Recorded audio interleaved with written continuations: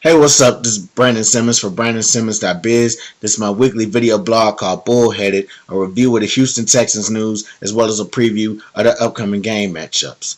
So this week, the Texans are going to be on the road to take on the Pittsburgh Steelers so Houston can try and get his first win. So later on, I'm going to cover all that on what they need to do to get that W.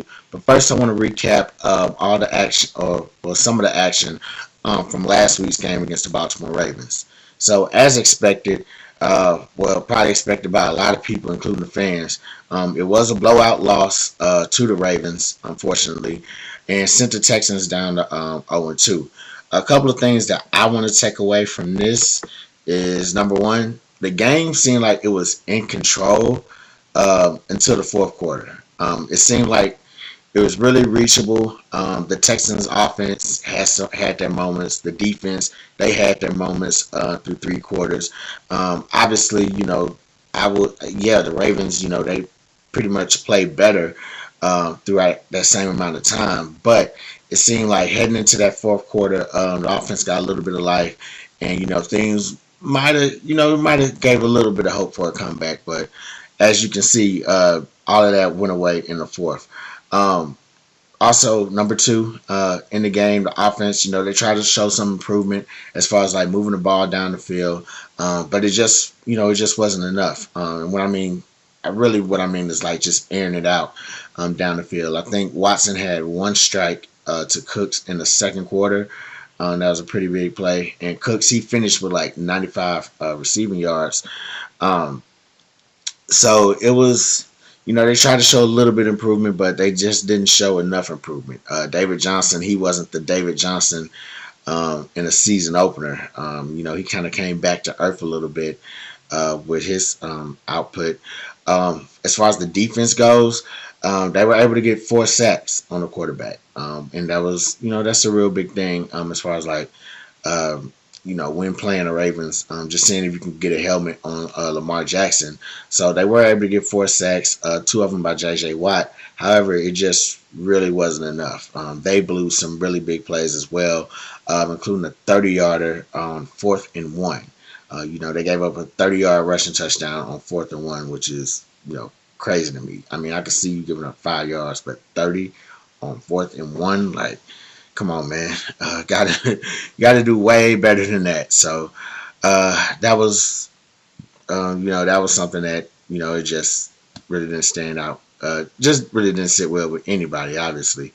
And the last thing, which kind of popped up in the middle of the week, apparently rookie defensive lineman Ross Blacklock had got ejected for punching an opponent or something. And so I tried to look for the play. I couldn't find it. When I was looking more into it and trying to read up on it, there was one article that says that it wasn't even shown on TV. However, it got around to like, quite a few people, including J.J. Watt, who had commented on it. Post game, he was like, it's a dumb rookie mistake. He knows better than that. I talked to him about it before and all this other stuff. So, I think later on in the week, safety Justin Reed commented on it as well, just kind of repeating J.J. Watt's sentiments that it was just a dumb rookie mistake. So O'Brien caught wind of it. They said they talked to Blacklock about it, and it's just water under the bridge. So it is what it is right now. So that's where we're at with that. It just seemed to be like one of the things that just kind of popped up from that game. That was really kind of just out of nowhere. But other than that, man, overall, just to summarize this game, it was a game that I don't think a lot of people had faith that the Texans would win, and maybe the team kind of felt that sentiment, which is unfortunate because, as a football team, you're not supposed to really feel like the pessimistic energy of the fan base. You know what I'm saying? You're supposed to go out there, give it your all. And, yeah, they might have tried to, do their best as they can. But at the end of the day, Ravens is probably just a better team overall at this point. We're 2 games in the season, and it is it's crazy to say that this early in the season, but they're just probably they're probably just like a better team and just playing like at a really high level this early in the season. So Texans, they lost the game, they earned that L. So that is what it is about that. One other thing I want to address before we get into the game breakdown. So there was a rumor I saw floating around that the Texans were interested in Antonio Brown, but then that kind of that quickly kind of got dispelled and everything, and which is cool. My thoughts on that rumor is I think it just really shows like where we kind of are. If that's if that rumor is if there's any true parts to that rumor, it just kind of shows where we are as far as like an offense.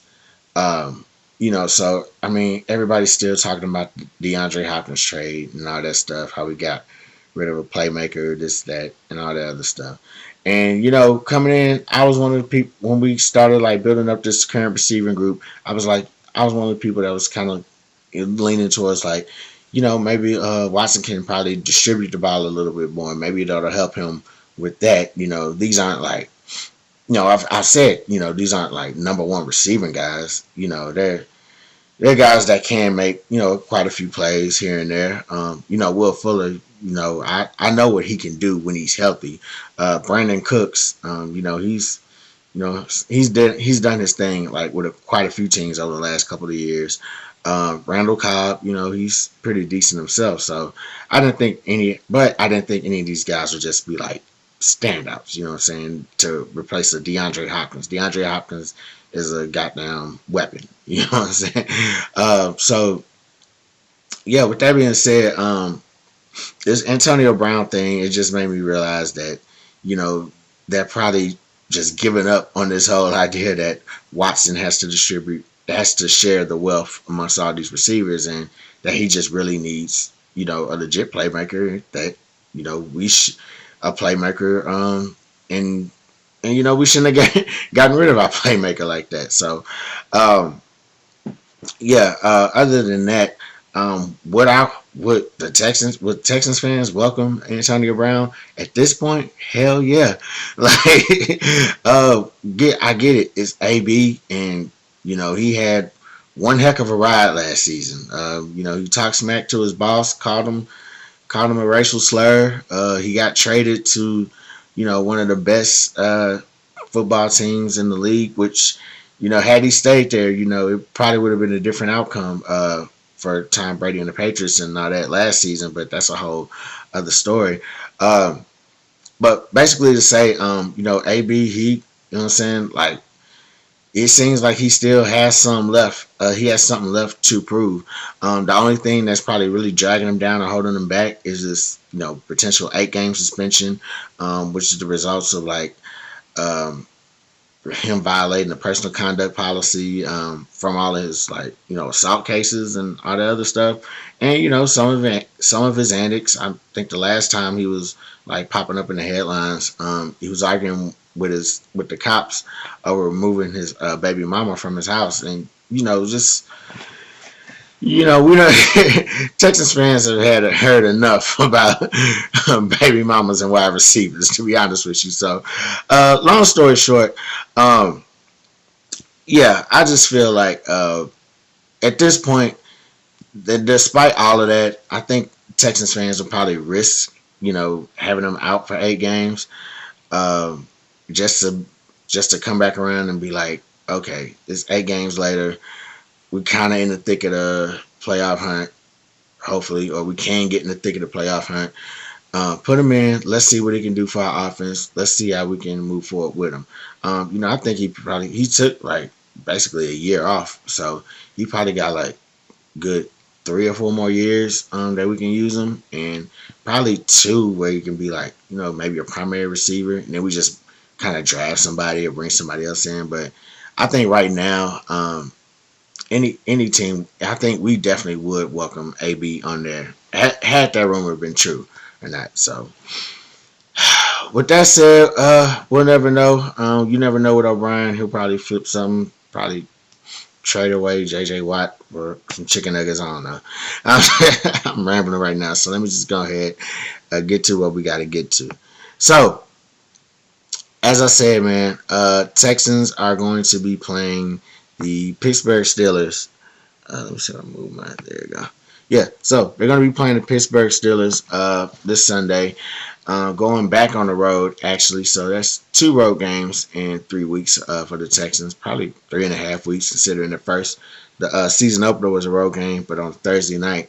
So here's a few things that the Texans got to do in order to snatch this W. So, number one, run defense. They have to be ready for a fight. Like I said, last game my run defense was like, kind of spotty. And the game before that, you know what it is with that one. They were, not too great at all. Now, granted, this is, Anthony Weaver's, first 2 games, first 2 live games as a defensive coordinator. So he's probably getting a feel for everything. The defensive players are probably getting a feel for everything as far as how the run game goes and all that other stuff. So with that being said, the run defense still has to tighten up. It still has to be ready for a fight. They have Steelers. They've had some big games on the ground this season. 242 yards in the first 2 games of the season, and they're doing it with James Conner. They got Benny Snell back there as well. So they're doing it with like a couple of guys right now, and I think James Conner, he might have had like a couple of injury issues. I think he had an ankle issue or something in one of the games. Might have been last week. Yeah, I think it was last week. He had a potential that he had like a slight ankle injury. So definitely we got to step the run defense up. We got to just slow that down or take that away altogether. Second thing that needs to happen, do not let Juju Smith-Schuster go off.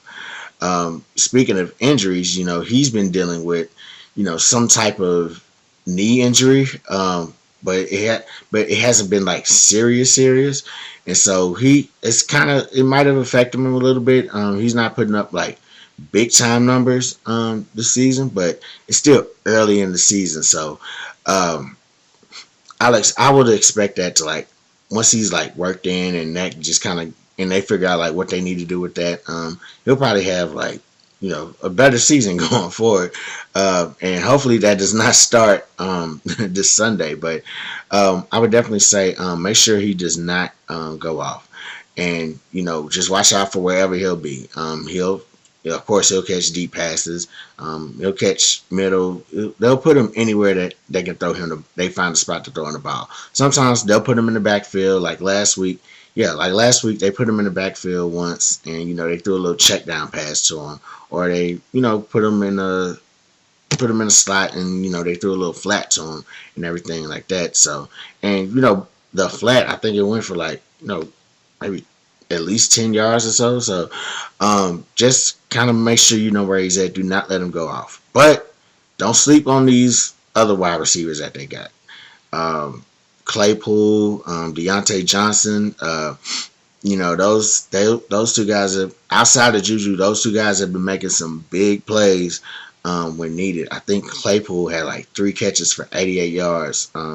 Johnson, let me see if I can look up his numbers because he had some like crazy stat line last week against the Broncos. And so I say that to say this, like, those are young receivers, and they're still, trying to find their way as well. But, just do not sleep on those guys and just think, just do not sleep on those guys, like, at all.